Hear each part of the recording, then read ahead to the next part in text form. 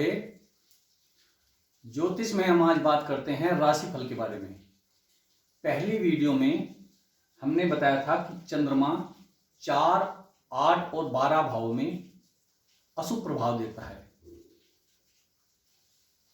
आइए जानते हैं इससे आगे। राशिफल चंद्र लगन से देखा जाता है। कुंडली में जहां चंद्रमा होता है वह हमारी राशि होती है। जैसे अगर 3 अंक पर चंद्रमा है तो हमारी राशि मिथुन होगी। इसी तरह से जहां भी चंद्रमा होगा वो हमारी राशि कहलाएगी और वो लग्न में आ जाएगी, उसे कहते हैं चंद्र लग्न। गोचर में जब चंद्रमा किसी अन्य राशि पर आ जाता है तो उसके प्रभाव शुभ और अशुभ होते हैं।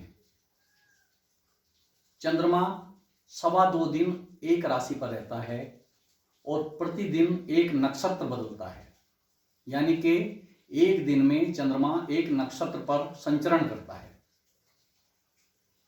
वह नक्षत्र किस ग्रह के अनुरूप आता है, कौन सा ग्रह उस नक्षत्र का स्वामी है और वह ग्रह किस भाव में संचरण कर रहा है गोचर में, यह भी बहुत महत्वपूर्ण है।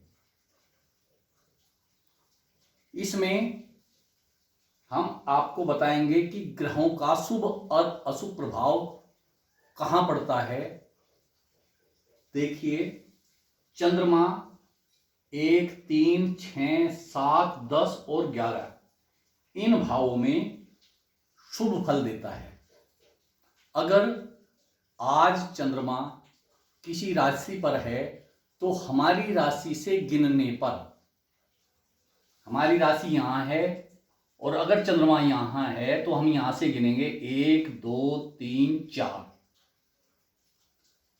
तो 4 में चंद्रमा अशुभ होता है तो यह सुख की कमी करेगा।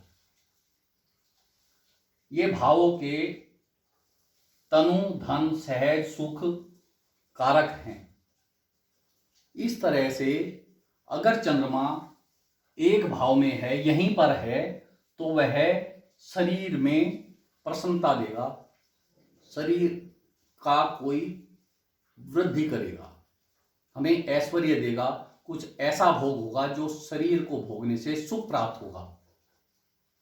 इसी तरह अगर चंद्रमा शुक्ल पक्ष में विचरण कर रहा है, इन दिनों में अगर शुक्ल पक्ष चल रहा है तो 2, 5 और 9, 2, 5 और 9 भावों में भी शुभ फल देगा।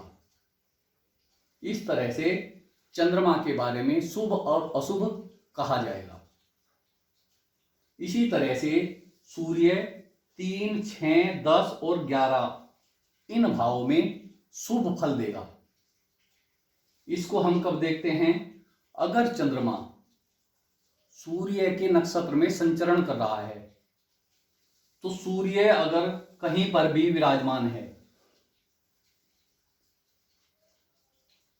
तो अगर यह 3 भाव में है तो सूर्य का तीसरा भाव भाई के लिए, पराक्रम के लिए अच्छा माना जाएगा और वह सहयोगी होगा, भाई बंधुओं से लाभ प्राप्त होगा। इसी तरह से मंगल, शनि, राहु और केतु ये चारों 3, 6 और 11 में शुभ प्रभाव देते हैं, शुभ फल कहे जाएंगे। जिस भी भाव में ये विराजमान है उसमें शुभता आ जाएगी। इसी तरह बृहस्पति 2, 5, 7, 9 और 11 इन भावों में शुभ रहेंगे। बुध 2, 4, 6, 8, 10 और 11 में शुभ रहेंगे। शनि बता दिया है जैसे 3, 6 और 11 में शुभ है। शुक्र 1, 2, 3, 4, 5, 8, 9, 11 और 12 इन भावों में शुभता देंगे। अगर गोचर में शुक्र का नक्षत्र है, चंद्रमा शुक्र के नक्षत्र में विराजमान है, तो हम शुक्र का फल कहेंगे। शुक्र जहां पर भी है उस भाव में अगर अच्छी जगह है, इन भावों में है, तो शुभता होगी। और इनसे अलग अगर कहीं 6, 7, 8 इन भावों में है तो उन भावों के अच्छे परिणाम नहीं होंगे। जैसे 6 भाव, यह भाव रोग और शत्रु का है, तो अगर शुक्र यहां पर विराजमान हुआ तो उसके रोग और शत्रु में वृद्धि होगी, कष्ट होगा उसे। इसी तरह से यह सूर्य से लेकर केतु तक सबके शुभ प्रभाव बताए हैं। इनके भावों के अलावा अगर कोई दूसरी जगह होगा तो वह अशुभ प्रभाव देगा। मुझे लगता है शायद आज से पहले किसी ने इस तरह से सभी ग्रहों का राशिफल में फलादेश नहीं किया होगा, जैसा मैं मानता हूं। हो सकता है किसी ने किया हो, लेकिन यह बहुत ही महत्वपूर्ण जानकारी है। यह साधारण व्यक्ति भी जो ज्योतिष का ज्ञान नहीं रखते, वह भी अपने राशिफल को देख सकते हैं। जय श्री राधे।